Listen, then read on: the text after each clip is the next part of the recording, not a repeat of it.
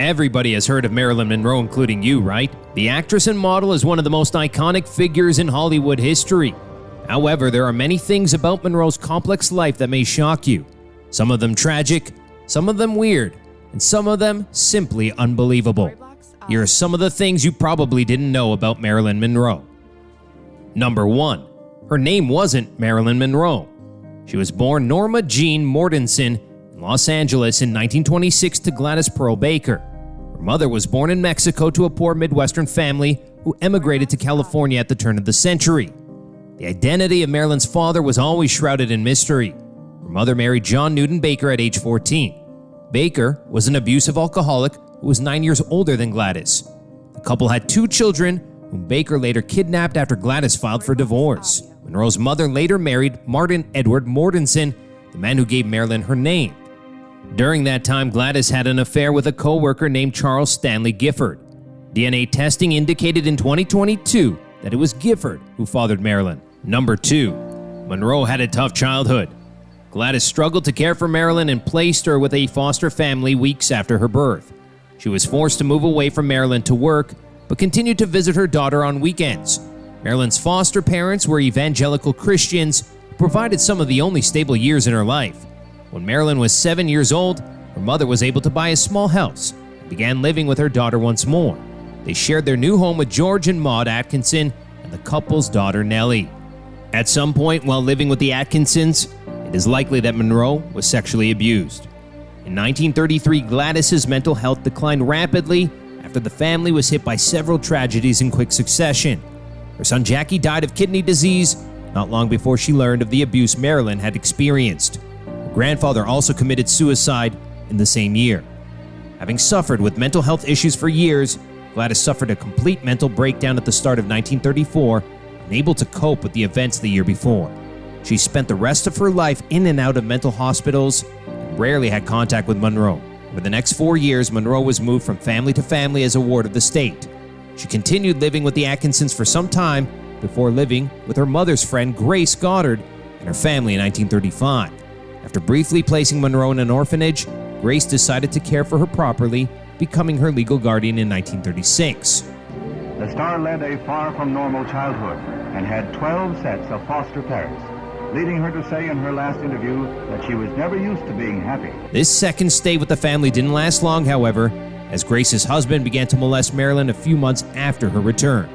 Once again, the abused and abandoned little girl found herself without a home. She moved in with Grace's aunt, Anna Lauer, and began attending high school. She was a largely average student, but excelled in writing and contributed to the school newspaper. In 1941, Monroe was forced to move back into the home where she was molested after the elderly Lauer became sickly and unable to care for her. The horrific sexual abuse Monroe experienced in her early life likely had a dramatic effect on her. While she was always shy, Monroe developed a stutter and became particularly withdrawn after the abuse. Monroe's abusive guardian was relocated for work in 1942, which meant that Monroe faced returning to the orphanage. As a solution, she married her neighbor and first husband in June of that year, 21-year-old James Dougherty. She was just 16 at the time and soon dropped out of school to become a housewife. Number 3. Monroe started as a model. It became clear to Monroe very quickly that life as a housewife just wasn't for her.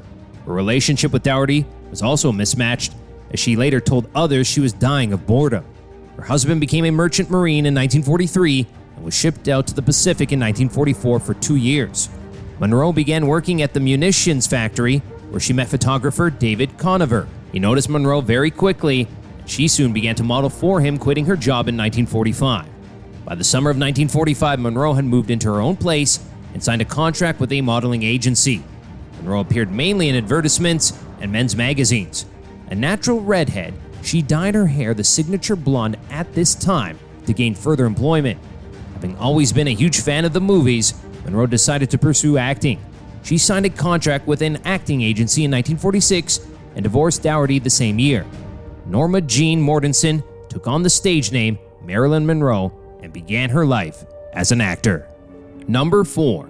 Monroe's rise to fame was quick and controversial. Monroe achieved her first big roles in the 1950 pictures All About Eve and The Asphalt Jungle. You see that man? That's Max Fabian, the producer. Now go and do yourself some good. Why do they always look like unhappy rabbits? Because that's what they are. Go and make him happy. A short-lived scandal occurred in 1952 when she admitted to have posed for a nude calendar a few years before. The incident only ended up growing her reputation and career as she built up her popularity as a Hollywood sex symbol. Her early performances garnered mixed reviews, but it was clear that she had the potential to become a huge star. By 1953, Monroe had emerged as one of Hollywood's most bankable performers. Known for wearing revealing costumes and playing seductive roles, Monroe had since become an emblem of the era's sexual revolution, able to appeal both to male and female audiences. You kind of like that song, don't you, Mrs. Lewis? There isn't any other song. Sexualized imagery of this kind did not please everyone, however. Some women's organizations called her 1953 film Niagara immoral, and Hollywood megastar Joan Crawford described the behavior depicted by Monroe as unbecoming of an actress and a lady. Number 5. Monroe was spied on by the FBI. With her rapid rise to fame came the end of Monroe's private life. She had begun dating baseball star Joe DiMaggio in 1952. 2 years later, Monroe was suspended by 20th Century Fox for refusing to shoot a new film. In order to counter negative publicity, the couple got married, only building Monroe's fame and reputation further. Romance that thrills the world. The marriage of Marilyn Monroe and Joe DiMaggio attracts a record crowd to the San Francisco court where the ceremony is performed. To avoid being recognized in public, Monroe began wearing a dark wig and sunglasses. While in disguise, she called herself Zelda Zonk and used her alter ego to avoid being harassed by photographers and fans. Possibly Monroe's most iconic role was in Billy Wilder's The 7-Year Itch. As part of a publicity stunt, the studio staged a filming of the famous subway grate scene in New York. The film and prior publicity stunt were a hit, placing Monroe on international front pages. Oh, do you feel the breeze from the subway? Isn't it delicious? DiMaggio was infuriated by it, however, and the marriage soon broke down. DiMaggio was extremely jealous and abusive towards Monroe, and she filed for divorce after only 9 months of marriage. Monroe married Hollywood icon Marlon Brando before starting a serious relationship with playwright Arthur Miller. He also divorced his wife and married Monroe in 1956. Miller was under investigation at the time for allegations of communism, and many warned Monroe not to start a relationship with him. Anti-communist propaganda was rife at the time, with many becoming suspicious of playwrights, artists, and others belonging to the so-called left-wing intelligentsia. If a person consistently reads and advocates the views expressed in a communist publication, he may be a communist. The FBI had been investigating Miller as a potential communist and soon opened a file on his new wife also. During a remodel of her house after her death, it was discovered that Monroe's home had been bugged and her phone tapped. Number 6. Monroe changed Hollywood cinema forever. After filming her most iconic role ever in The 7-Year Itch, Monroe became tired of playing what she called the same old sex roles and asserted that she was no longer in contract with Fox. She also founded her own production company called Marilyn Monroe Productions, starting a giant transition away from what was known as the studio system. This system had dominated Hollywood since its beginnings, with production and distribution of every Hollywood movie dominated by a small number of studios. Monroe moving away from Fox changed Hollywood forever, inspiring others to also break away from the big studios and take greater control over their careers. During the fight with Fox, Monroe was ridiculed by the press. She was even parodied in a Broadway show about a young dumb actress who starts her own company. Despite this, Monroe signed a new contract with Fox that granted her the right to choose her own projects, directors, and cinematographers. She celebrated her win over Fox at the start of 1956 by legally changing her name to Marilyn Monroe. She started taking on more complex roles, choosing costumes and makeup that lacked the glamour of her earlier films. The press also got behind her as she showed the world she was far more than just a pretty face. What did you bring your suitcase in here for? Now tell me! You keep away from me, Bodecker. Number 7. Monroe was hard to work with. Despite being celebrated today as a Hollywood icon, Monroe struggled to be taken seriously as an actor for much of her career. She never won any prestigious awards and was considered to be a rather mediocre actor by many who worked with her. Monroe took her work seriously, however, training hard to improve her acting skills throughout her life. It was only late in her career that she began to enjoy the same acclaim as other iconic stars of the time. Monroe's reputation as an actor was made worse by her behavior on set. She was described as unpredictable, arriving late for shoots and forgetting her lines. Monroe reportedly made others wait for her and delayed productions as she began to struggle with drug addiction and depression late into her career. Number 8. Monroe died of a deliberate drug overdose. Monroe enjoyed success and critical acclaim in the late 1950s, but by the early 60s her career began to decline.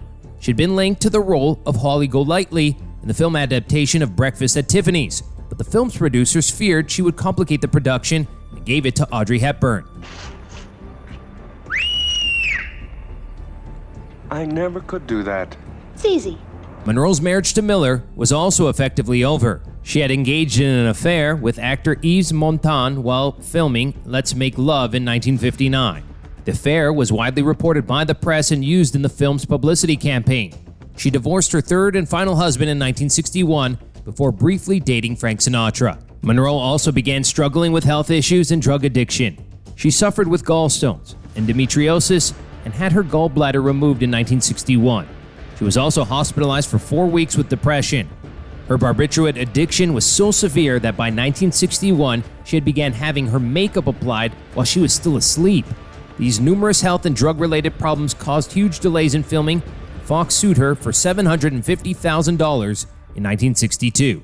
The studio blamed Monroe for ending a movie project and began spreading negative publicity about her, even alleging she was mentally disturbed. Monroe attempted to repair her damaged public image, but ended up passing away before she could rebuild her career. Monroe was found dead by her psychiatrist at around 4 a.m., having overdosed on barbiturates in her bed. One of the most famous stars in Hollywood history is dead at 36. Empty medicine bottles were found next to her bed, and the possibility of an accidental overdose was ruled out by the toxicology report. She had several times the lethal limit of the drug in her blood when she died. Thanks for watching our list of things you probably didn't know about Marilyn Monroe. Let us know which facts surprised you the most in the comments below, and any more facts that you know of.